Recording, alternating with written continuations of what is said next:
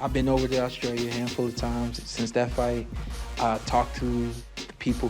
When Sebastian Fundora's name is mentioned, there's this sense of PTSD, like over the entire country of Australia. Do you understand that? Oh, I know, I know. Social media tells me every single day. Yeah. Every single What? day. Every single day. Showtime Sean Porter here with Sebastian, the towering Inferno Fundora. How you feeling, big dog? Feeling good, feeling ready. I gotta ask you this first. We'll start with the fact that you're fighting on a card that is being headlined by Manny Pacquiao. Ever thought you'd be on a Manny Pacquiao card? I never did, but you know, here we are. Yeah. I'm very grateful to be here. Yeah. Are you a fan of Manny Pacquiao growing up? I am a big fan of Manny Pacquiao. I think he's like one of those superstars of boxing, like Mayweather and Muhammad Ali. He's just there, engraved in the Hall of Fame of boxing. Right. At any point, did you ever feel like, I want to be that guy? Of course. Yeah, right? Of course, yeah, you want to be that guy. I think everybody wants to be that guy. Are there any fighters that you try to emulate now or have ever tried to emulate? I don't know if I can emulate anybody. I'm just Yeah. so different in this boxing Okay, world. here, we'll take Manny for an example. Super quick, Yes. super fast. Same as you, even with that. Like, have you ever looked at the way he throws that left hand or, anything and said, I'm gonna learn how to do that? I do like his footwork, and I do like his activity. His activity throws a lot of punches, and Yeah. that's something I tend to do myself. Absolutely. You are a combination puncher. Punches and bunches is what we used to say as kids, and that's all of you. You got Tim Tszyu again. How? Why? I think it's just something the fans want to see, you know? The last fight was a very good fight, a fight of the year candidate. I think this fight again can be one of those again, but that's what the fans think. I plan on ruining that for everybody, winning this one very decisively. But we'll see. I'm excited for this fight. Is this a fight you knew would come back around? Yes, of course. Yeah. It's such an exciting fight and such a fan-friendly fight. Yeah. You know, Yeah. it has to happen. Yeah. Did you expect it to come this soon? I did. Ah. I did, you know. Okay. I wouldn't. I was expecting it to be right after. Yeah. Right after. Yeah. But we didn't get that right away. A year later, here we are, rematch time. You don't get it and then a year later, here you are. But in between, he gets in the ring with Bakram Mardazaliev. You watched that fight, I'm assuming. I seen the highlights. Yes, That's it. You didn't like tune in. Like I got to see this one. I had to work. I had to work in my backyard. I don't work. Okay. I was like, wait a minute. I thought you gave up working. Like, okay. I do. I love that about you. I love that even with that, like you're so humble, you grounded. You'll never leave like your foundation. I really appreciate that. Not too many people I think know how to hang on to their You foundation. have to do that. You Yeah. have to be like that. My dad tells me all the time, you know, there's no other way to be. You know, Yeah. people come up to me all the time, how are you so humble? That's how it needs to be. Yeah. That's how it needs to be. Yeah. There's no other way. You know, Yeah. you're not better than nobody. Just Was because it- you're taller. Was there? There it is. There's so many more things you could be doing, right? Just because of that, you know what I mean? I envy you. Was there a point where you didn't appreciate where your dad was building and giving you in terms of that humility and hard work ethic? It was never a point where I didn't appreciate it. It was just sometimes maybe you want to do your own thing. Mm-hmm. But the older I get, the more I recognize what he's really doing. Like on the way over here, we were driving. I was talking to him about all the trips we would do for amateur boxing. He would drive us from Florida all the way to California, just himself, Yeah. just driving nonstop, just Yeah. for a tournament, Wow. just for a 5-day tournament, 4-day tournament, and then he'll drive back. No one's helping him drive it, but he's doing it all by himself. Yeah. Love. You're 27 now. I'm 27 years old now. When did you start to appreciate and understand everything that you guys had done as a family growing up? I think I appreciated it like right away. But now seeing everything, now that I'm an adult, I see everything, money, this, that, responsibility, taking care. He took care of all of us right away. I mean, like a dad should. Yeah. That's how it needs to be. Yeah. So I always appreciate it because my dad was always there for me. Yeah. Always supported me through Yeah. anything, not just boxing, but through life. The Towering Inferno. Who gave you that ring name? It's my promoter, Samson. Okay. Samson, he thought of Samson it. He made it thought right. of it. Yeah. I remember the first fight we had with PBC. He put us out with a 7 or 9-0 guy with 9 knockouts. And the commentator was telling us we throwing shots, you know how we usually fight, throwing a lot of punches. He coming out gun blazing, and then the next time we fought, he just like Towering Inferno. Yeah. Because you're tall and you throw a lot of punches. Yeah.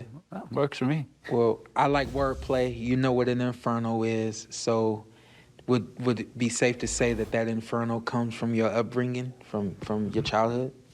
Yeah, I think so. Yeah. I think so. Yeah. Yeah, we were always. Well, you know how the amateur program is, and you've been all international, all that stuff. I didn't make it to the internationals, but the American background in amateur boxing is tough, very tough. To make it out of there, to make it the USA team and do the things, you have to fight everybody. Yeah. And yeah, I've always been tall, but all these kids throw a lot of punches, trying to fight on the inside. So you're learning and fighting all these good fighters. Got a couple names in the past book.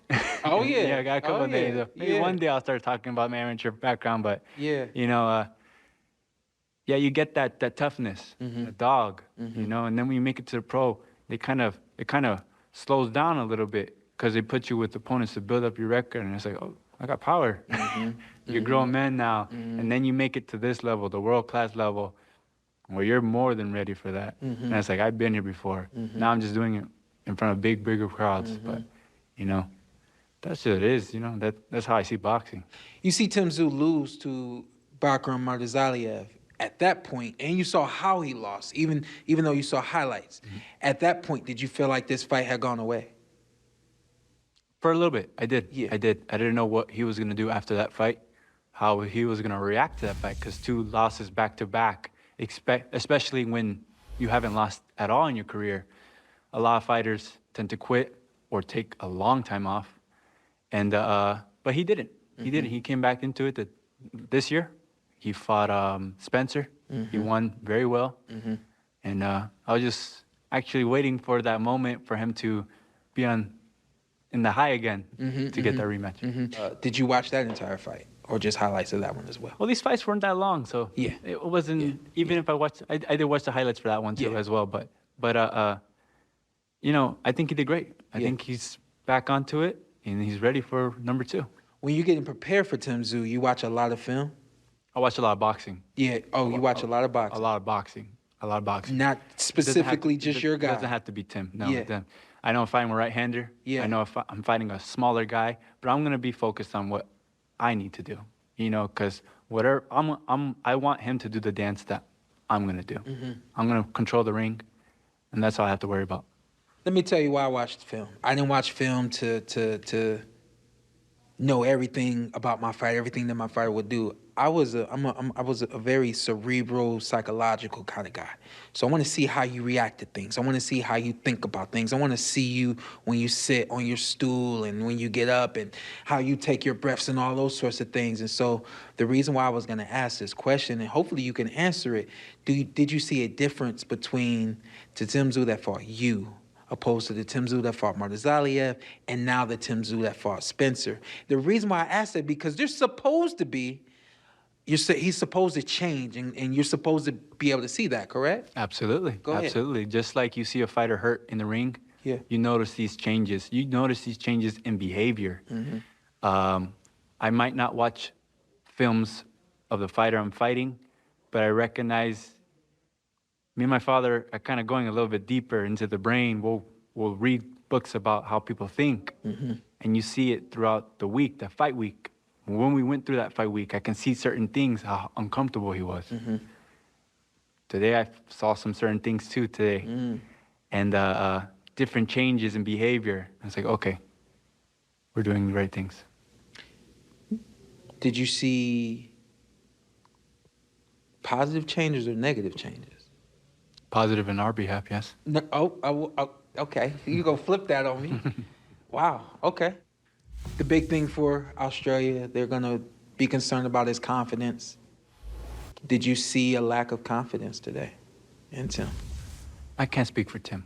From what I see, he looks great. He looks happy, ready for this 13th round and onward. But for me, we're ready to do some damage to show that we're the top 154. Yeah. And with this fight, it's going to definitely show that.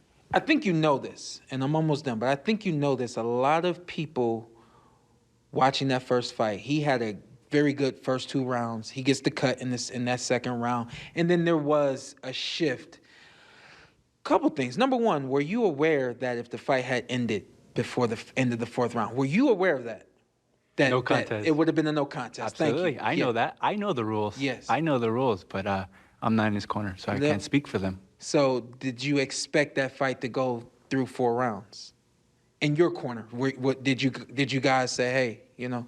No, we didn't even think about that because he looked game the whole time. Yeah. He looked me right in my eye every single round. Yeah. There was no problem in his vision at all. There's no problem. I saw in his eye that he saw me. Just like I was looking at him, he was looking at me. So there was no problem right there. In the fight, did you ever see a shift in his psychological or his emotional? Like, did you see a point at all where it didn't seem like he wanted to quit, didn't seem like he wanted to, you know, bow down or anything like that, but did you see any of that coming? I did. Yeah. As the rounds went on and we started winning these rounds, 3 and on, I think that the decision was closer than I thought. I thought we won by unanimous, but you know, it's fighting the champion. You have to beat the champion. You have to really beat the champion, and we did. But I really thought it was not that close of the fight. But you know, the judges had it that way. We're doing number 2. It's fine, but we have time to prove it. Yeah. But you know, yeah, the more rounds we won, the more we saw him just fall into that loop of losing that round after round after round. Yep. I've been over to Australia a handful of times since that fight. Talked to the people.